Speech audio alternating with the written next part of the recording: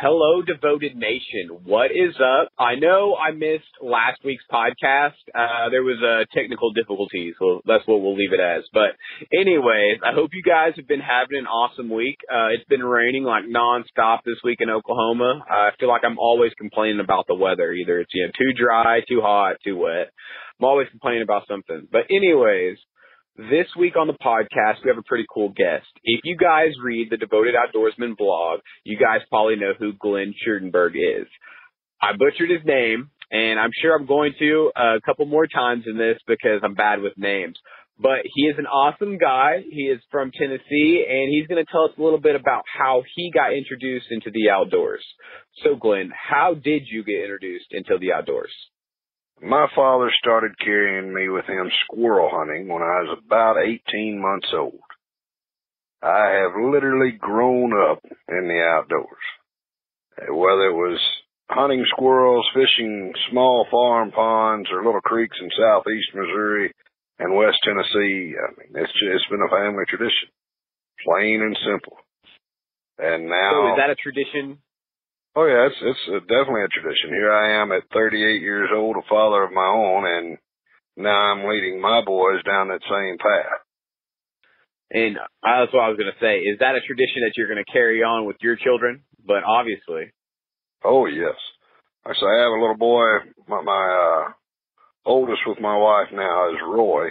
He'll be 7 in December, and this is going to be his 6th deer season of going hunting with me. So, here before too long, he'll be ready to harvest a deer of his own. Oh, yes. We're starting to get him acclimated to a crossbow. I actually went today and bought one of the Caldwell field pods to kind of help sure him up on holding it accurately on the target. And we're going to see what he can do over the next few weeks.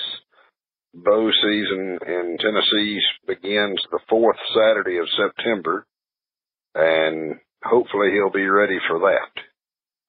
Man, and that's one thing that I do like about the crossbows, man, is it is a great way to introduce kids into archery hunting. Well, and it also transfers over into rifle. You have the same stance and grip that you would have on a single shot or multi-shot rifle. And the great point is you have little to no recoil and no big bang to make them jerk or jump. So they will be more accurate right off the bat until that gun scares them.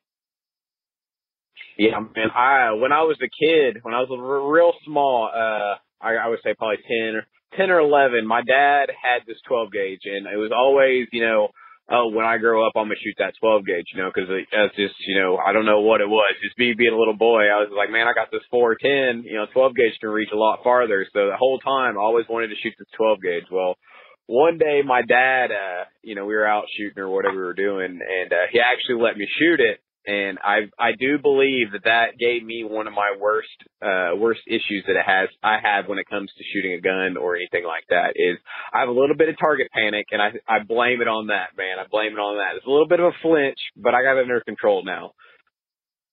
Yeah, I experienced that too. It wasn't with a shotgun. I was actually with an old 50 caliber Hawkins, and I was probably 9.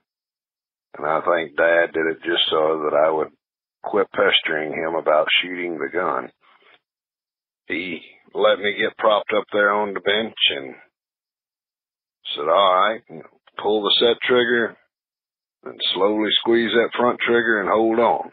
And I went in the house after that. I didn't want to shoot that gun anymore for a while. So I understand completely. So I think it's kind of just like I don't know, girls might have that too, but I think it's kind of a boy thing. We always, our dad or our grandfather or someone has that one gun that, we always kind of have a dream about shooting or, we always pester them about. Yeah.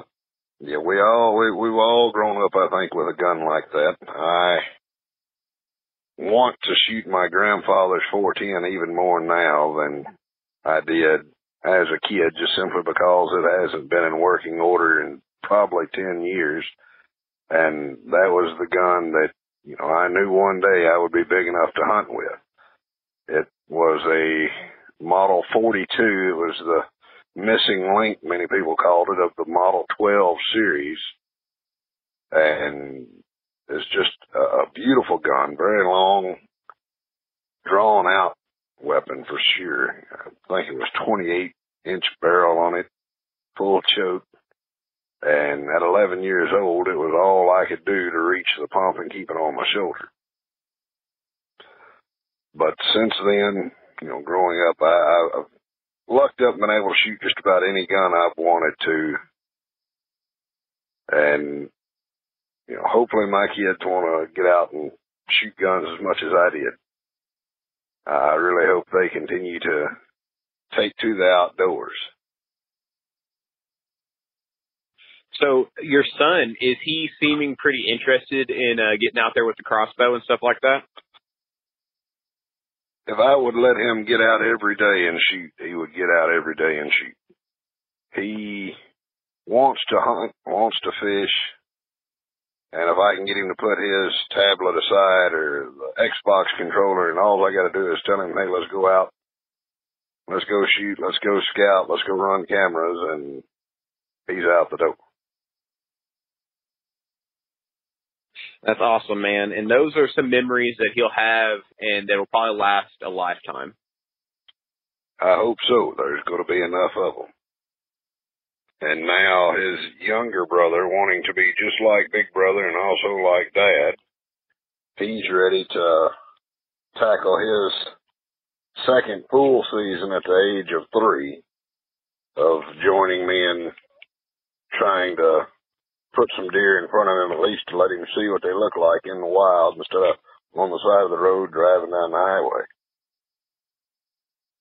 Yeah, I experienced a similar thing like this when my son was younger. He's 9 now. He turns 10 this year, but I tried to get him out when he was 3 or 4, and it was just everything in me to keep him in that blind under control, man. He was, wanting to go over here. He's wanting to check this out. He was like, man, this is taking forever. But, at that point in time, I felt like, oh, man, this is never going to work out. But now I love those memories because, although it didn't work out ideally as what I would want it to work out like back then, now those are memories that I'll cherish and remember forever. Oh, no doubt. No doubt. That actually, me, I like to read and do some research, and one of the things that I kept seeing was if you were going to take a child, especially a small child, in the woods with you, don't start out with deer. They say, it's too slow, they have to sit still, be quiet. It's no fun for a kid.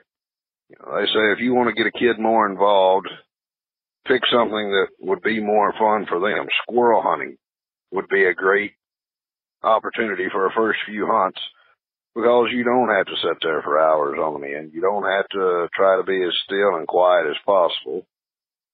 If you make a little bit of noise, it may help or hurt your hunt, but they don't have to worry about all day doing nothing. The other thing I learned was if you're going to take a small child fishing, leave your fishing pole at home. Because you're not going to have a chance to cast more than 3 times before you either have to rebait a hook, take a fish off a hook, or untangle a knot. Man, that's actually kind of funny, the fishing thing, because we got a pond not too far from our house right here. It's within walking distance, probably 200 yards or so. And I tried over the summer, my daughter, she showed quite a bit of interest in, going down there and just kind of checking out the ducks and everything that was going on. So, I was like, her being 3, I was like, all right, I got this little Mickey Mouse pole. We'll take it down there. And I took mine down there. We were sitting there for all of, 5 or 10 minutes when she chunked it in the water. Just the whole pole, chunked it in the water. And my son was like, Audrey, don't do that. And I was like, Caden, hey, you need to chill out. Don't yell at your sister. He's like, she just threw my pole in the water. Oh, it was hilarious, man. I was down there cracking up. she was done. She just threw it in there. I was like, well, I guess, that'll be a memory we always have. Oh, yeah. Now, you said the little Mickey Mouse rod. my younger brother, when he was in Kansas for a while growing up, was watching grass carp come to the top around one of the fishing piers. And apparently there was an old timer out there fishing who asked him if he wanted to catch a big fish. And he was excited and said, yeah. And he said, well, get your mom. He was talking to her more than him. Get your mom to go up to the concession stand there, the bait store, and get you a bag of popcorn and put that popcorn on your hook, and those big fish will eat it. And so Mom obliged and came back out, and they baited the hook and casted it out there. And sure enough, within a few minutes, one of the grass carp came up and swallowed the popcorn. My little brother set the hook, and when he did, the carp took off and pulled reel and all off that rod, just left him standing there with a bare pole. And I wish I could have seen the look on his face. They still laugh about it. Yeah, man, that's definitely one of those moments that, in today's world, that probably would have gotten videoed, But back then, man, that's definitely one of those moments that you wish you could, go back and relive or just, see what exactly happened, because you know exactly what you're saying. His face, he's probably in shock or maybe even been a little bit scared. Who knows?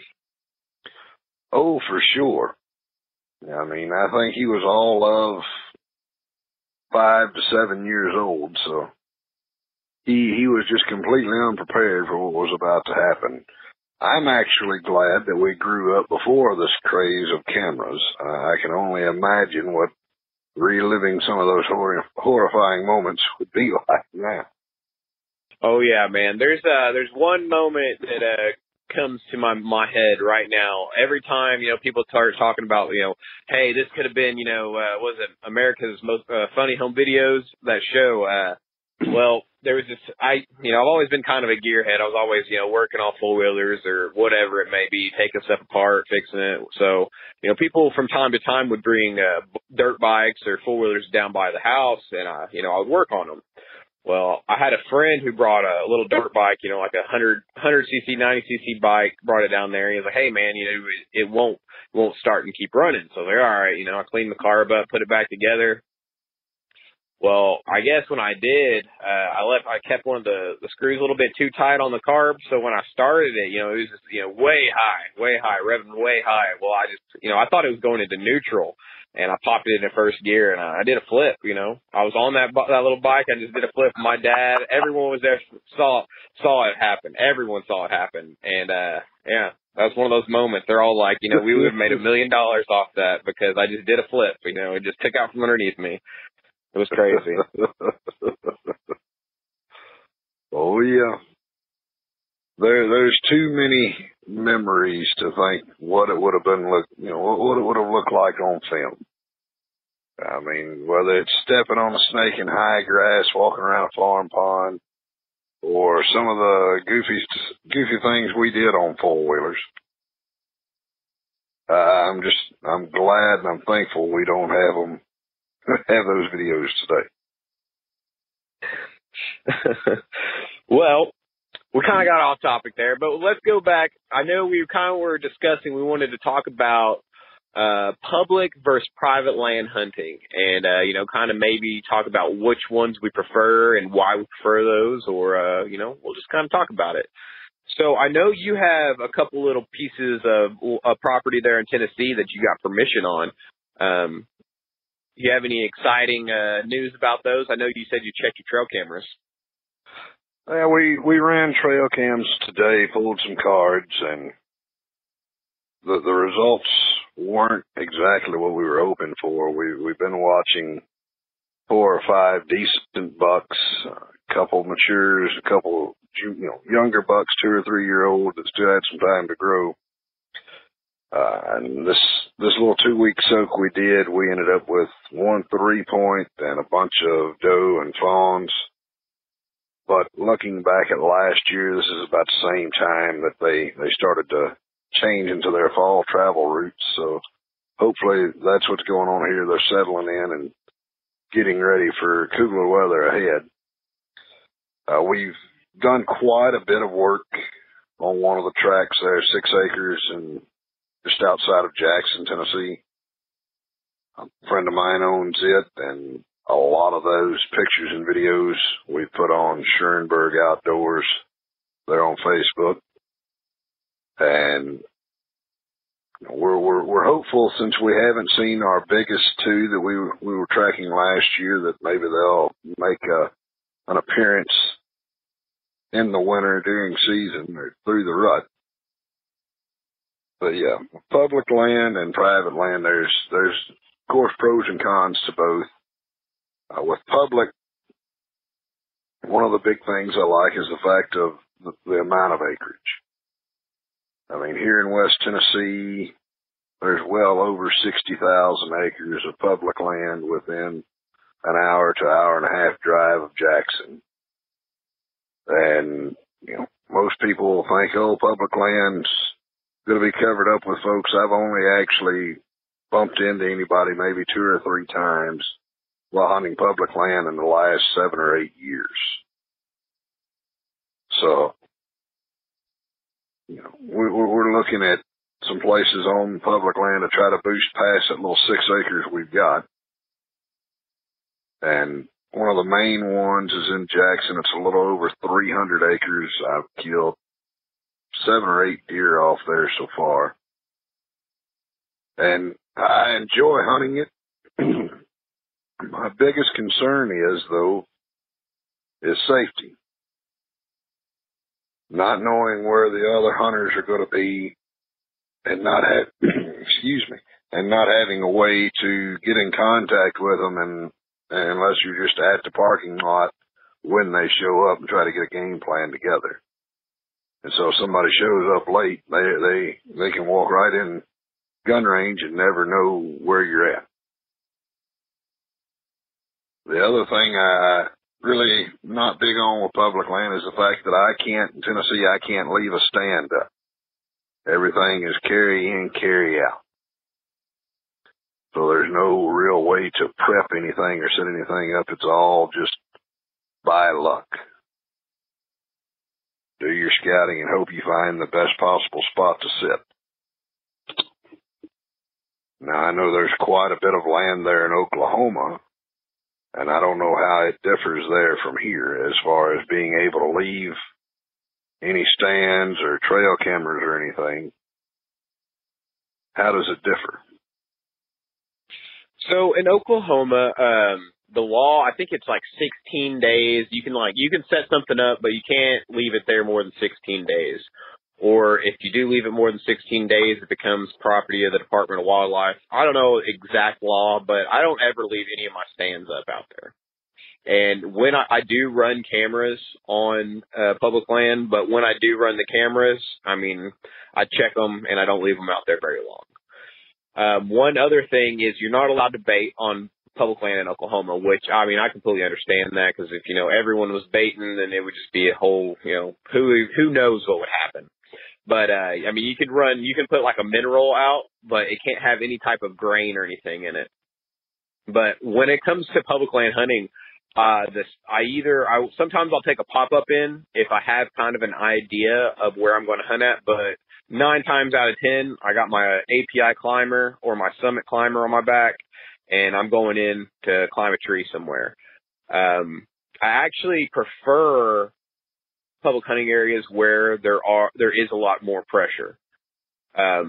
Since I live in the Tulsa area, all these, there's a couple, pretty good size, 10,000 acre, a couple of them are a little bit bigger than that, WMAs in the area. And, they get hit pretty hard in like the muzzleloader and the rifle season. You can't even get in a parking lot without, having 10 or 15 cars in there.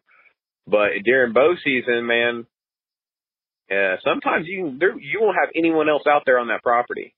Some of these properties, it's one road in, one road out. And, I mean, you can walk in from the sides, I suppose, or off the private property. But most of the time, man, in bow season, you don't see very many other people out there. And I enjoy that, because then it's like, oh, man, I got 10,000 acres here that I could just walk around on if I wanted to. But, I try to go in straight to the spot that I have scouted. Most of the time I start my scouting in the summertime. I do it by map. aerial, Google Earth and stuff like that. And then I will find little pockets that I want to check out. And then I'll go in once again in July. And then I'll probably run my cameras for like 2 weeks in August and then 2 weeks again in September. And then October, I'll just run one. Sometimes I like to go the opening weekend, but it can get pretty busy on opening weekend. But thankfully, this year, I will be on a property that I got permission on out in Yale, and it's a little bit of, I think it's like 140 acres or something like that. But it's looking pretty promising, so we'll see what happens out there. I did see some of the pictures that you had posted up. One of the last trail cam checks you guys did, and there were some real nice bucks on there. I hope they stick around and we get some film that we can see you guys at least seeing them during season, if not a recorded harvest. Now, you had mentioned baiting on... Oh, go ahead. Yeah, man, we did get a couple little bachelor groups of bucks on there that were pretty nice bucks. But I went out last weekend to check the cameras, and man, I had pictures on one camera for a whole week. Basically, I had a doe and a fawn in there every day, in the morning and in the evening. I'm pretty sure they probably ate 100 pounds worth of corn. Well, they'll be good and healthy for the rut. That is very true. So what were you saying? I was going to mention, you'd said something about baiting on public land. Now, in Tennessee, you're not even allowed to put out a mineral on public ground. And as you were talking about, you talked about carrying your pop-up in, and, if you knew where you were going and or carrying your climber in. Last year, my go-to on public ground was a piece of military netting, probably 20 foot long and 5 foot wide, and I rolled it up and stuffed it down in a 5-gallon bucket with a swivel seat, and it was quick and compact, so all I had to do was grab the bucket and my gun, and through the woods I could go. Man, and actually, a little setup like that can be pretty good in certain situations, man. I walked up on a guy last year on public land. I didn't even know he was there. And, I was kind of, I didn't really think anybody would be hunting there because it's pretty close to the road. But, after realizing he was there and, kind of looking at the area at a second glance, because normally I just kind of trotted through there, going to where I was going, getting across the river. But as I was coming back that evening, I was just like, I kind of walked right in front of this guy. And, he was like, hey, you guys see any deer? And I was like, all right, looked at my dad because my dad was walking with me. I was just like, where did that come from? And it was just a guy over here in this bush. But, man, I would have never known he was there. And he kind of had a similar little setup. Had a 5-gallon bucket that he was sitting on with a net with some spikes, like, probably, I don't know, let's say they're 3 foot long spikes, and he's like, maybe 6 of them, and he just kind of sat at the base of a tree and spiked that around him, and, he was pretty blended in right there, pretty camouflaged. Yeah, it worked real well. It's big enough that I could carry either one of my sons with me, and we had plenty of room in there that we weren't just cramped up on top of each other. And it being the 3D mesh netting, you could see through it, so you didn't have to worry about keeping it low enough to see over. And that gives you a little bit more breakup, a little bit more camo coverage to conceal your face and conceal little movements of small children. We enjoyed hunting out of that quite a bit this past year. I actually killed 2 doe out of it on public land. The concern I had, like you were talking about, you walked up on the guy and didn't see him. I found out about halfway through the season that part of the public land I was hunting had been more or less taken over by a homeless community that was living in random spots throughout the property. Instead of just one big collection of tents, everybody kind of found their own little spot and made claim. And so it's kind of nerve-wracking to know that there are people wandering through the woods, and they may show up in unexpected places. And so you really had to double check what was beyond your target if you did shoot anything to make sure there wasn't a tent or an extra person walking around. So is this public land, is it pretty close to Jackson where you live? Or is it just kind of out in the middle of nowhere and these homeless people just kind of pick that spot to post up and make their little town, or whatever you want to call it, community? This spot was actually inside the city limits of Jackson, Tennessee. It's one spot that the state took over several years back. It used to be a spot that everybody went to try and duck hunt when we were in high school and right after. And since then, they let the state have it. The state turned it into a WMA. They expanded it to include a little over 300 acres. And these guys just kind of moved in because it was in the city limits. They were living right there on the outskirts. Well, I guess they got to go somewhere. Out in the woods is one way. We have the Arkansas River flows through Tulsa, and a few years ago, there's not very much timber in between the Riverside, which is one of the major streets here in Tulsa, and then the Arkansas River. There might be 200 yards worth of timber, but kind of a similar situation was going down. They had a pretty good sized little community going on over there with tarps and everything, but they kicked them all out, and now there's a casino there, so get out, bums, we can't make money. Yeah, now there's a casino. Right. And it wasn't that I minded these guys being on the property so much as that I was concerned that after I had already been hunting there, after I had already, harvested 2 deer with a muzzleloader, I find out, oh, by the way, we have people living in the woods there. I had actually passed one of the tents, not realizing that's what it was, in the dark, and didn't see it as being a tent until I came out of the woods 3 hours later. Okay, so when you were walking in and you saw it, what went through your head? Like, what were you thinking? It was like a blind, or you just think it was just something out in the woods, or? I thought it was actually a tarp because TWRA had been working right there in that area. I had seen also city service trucks not 100 yards from that spot, so I thought maybe they had been doing some dirt work because they had just cleared a trail. I thought maybe they had tarped some dirt or some gravel or something. I didn't even know it was a dome tent until I came out. I really thought it was just a tarp stretched over a mound of dirt. Yeah, I could see where that could be unsafe, in there. And, like you said, you already harvested 2 deer with a muzzleloader. And, muzzleloader, even, you didn't miss. But, even if you do hit them, there are the likelihood of a pass-through, or, if you did happen to miss. And, you don't know if there's somebody, sleeping over there in a tent behind the tree or in those bushes or, wherever.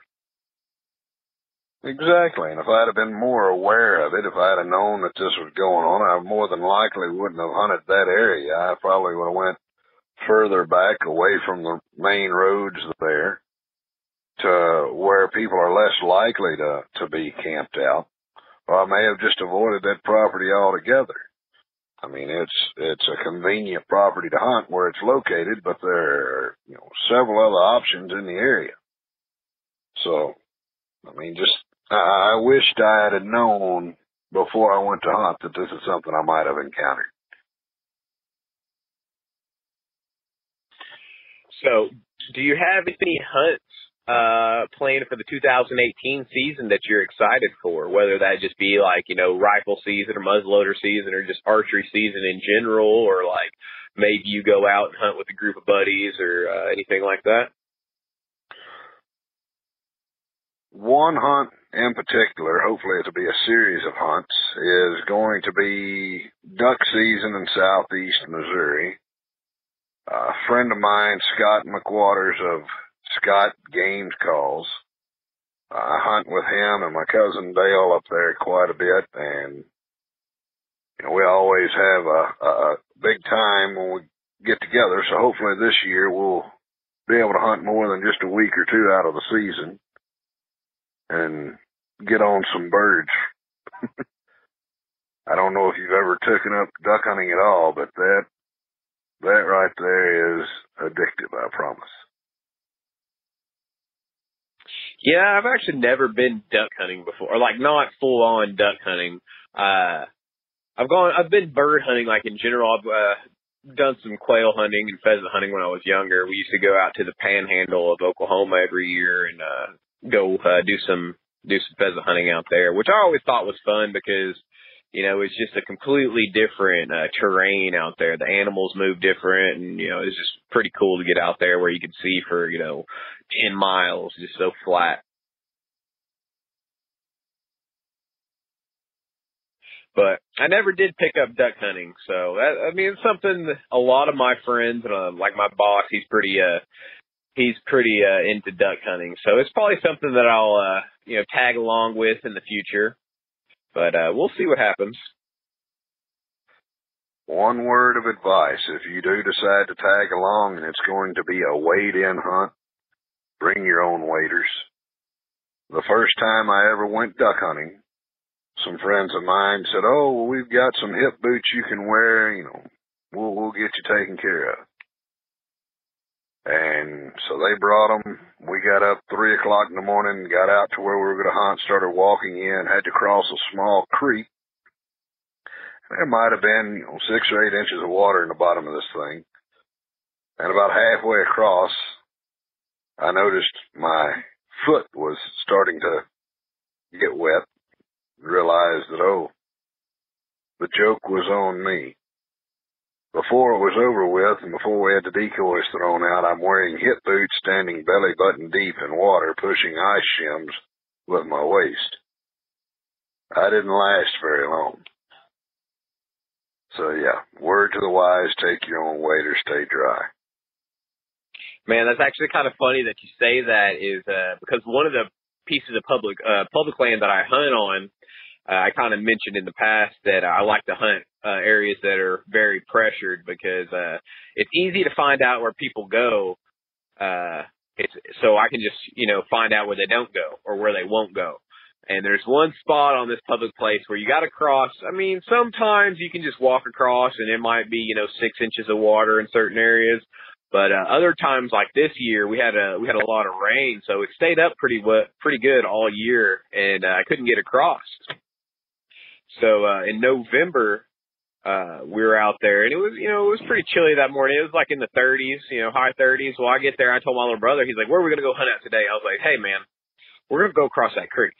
He was like, "What do you mean?" I was like, "Dude, I know there's deer over there. I know they're over there. We're going across that creek." And he's like, "Well, I ain't going across that creek." I was like, "Dude, you got waders in the back. Just put them on. You can carry me across." He's like, "Oh, how did I get conned into this?" I was like, "Look, you got the waders. I'll wear the waders." If I was like, he's my little brother, but he's bigger than me. So it's always been a thing throughout our whole life. I'm always like, "Hey man, that's why you're here. You're here to help me carry this deer out." Or, "Hey, you carry me across the creek so I don't have to get wet." And he's just like, "Oh, how did I get conned into this?" And a similar thing happened. As soon as he started walking across there, man, it just started leaking.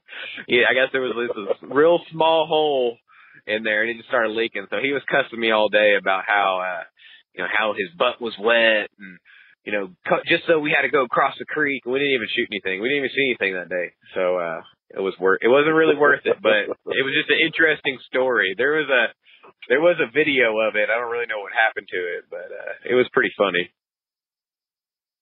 Oh, no doubt. Yeah, I've definitely learned my lesson with wading through water. I try to make sure to keep my waders patched up and hope that I don't get wet. Now, it's inevitable that the crotch of the waders will always give out first. So you get belly button deep, and that's all it takes. And the rest of your day is going to be no fun at all.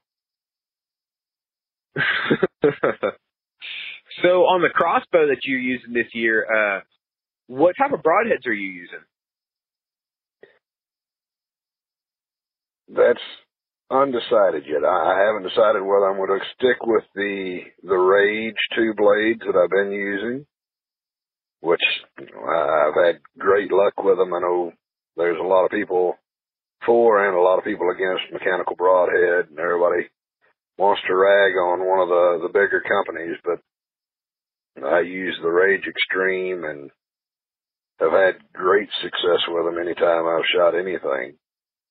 The doe that I took last year didn't go 60 yards at best, and she piled up with a double long shot, so I'm very happy with that. Yeah, man, that is definitely a controversy that's going through the archery industry, just the hunting industry in general, is because there's a lot of people that are for them. Like you said, a lot of people like mechanical broadheads, man. I shoot mechanical broadheads.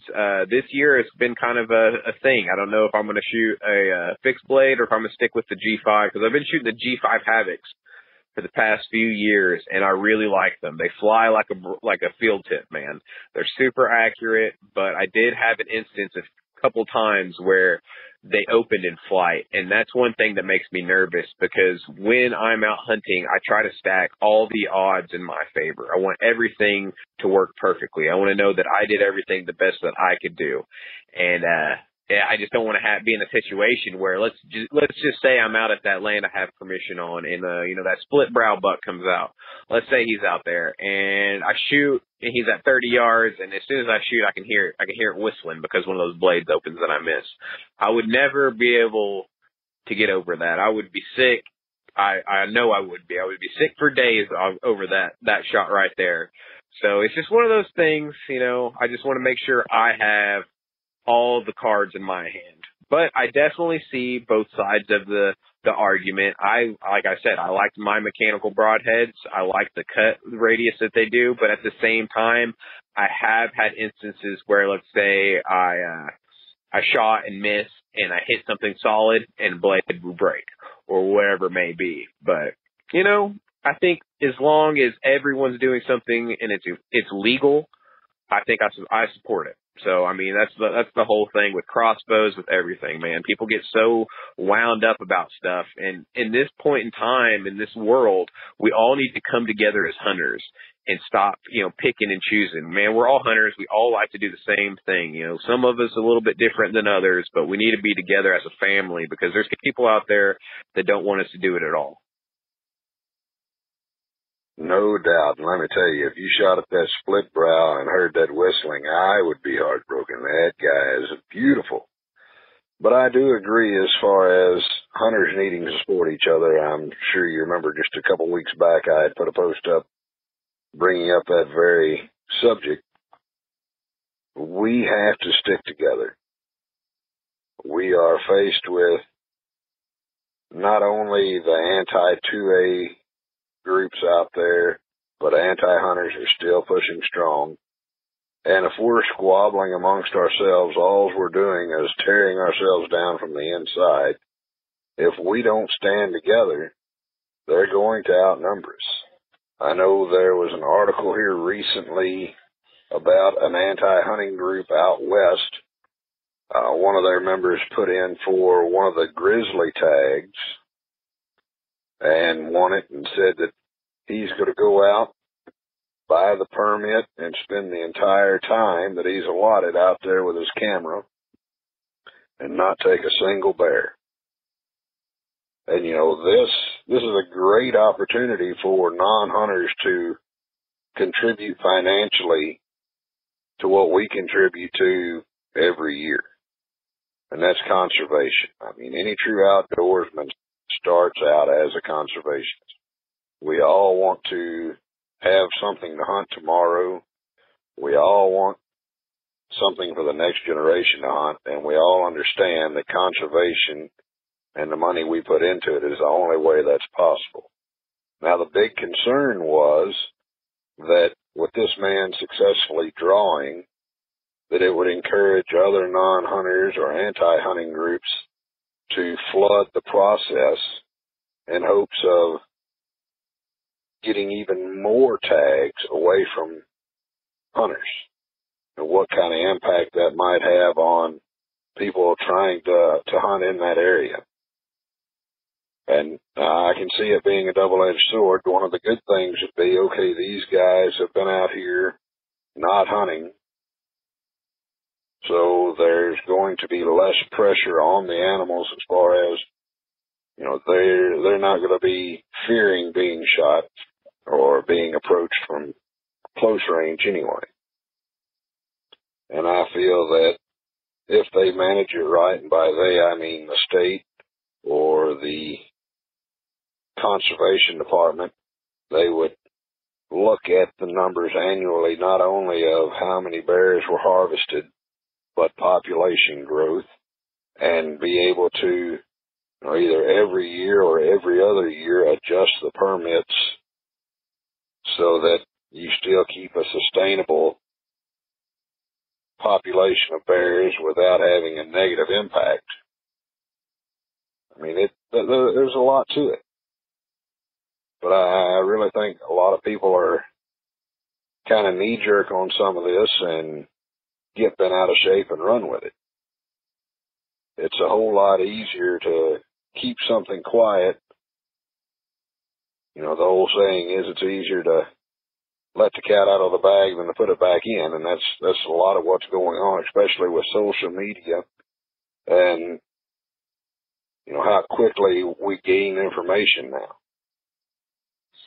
Absolutely, I agree, and I feel like that would be a, you know, it's like you said, it's a double-edged sword. You know, it's going to, you know, put more money into the system to help with conservation. At the same time, though, I mean, it could be a hunter out there harvesting that once-in-a-lifetime grizzly bear. But, I mean, if they pay the money and they do everything, you know, as they're supposed to by the law, I mean, if that guy just wants to go out there and take pictures of that grizzly bear, I mean, that's all right with me as long as he does it legally, man. Yeah, I see it as being no different than someone going out looking for a true trophy and passing on smaller bears, or just not having much luck and not harvesting a bear in their allotted time. There's no difference between that and this man out taking pictures other than their true intention. So, you know, there's a lot that can go there. This is all first year trial and error, so hopefully we'll get some good results from it.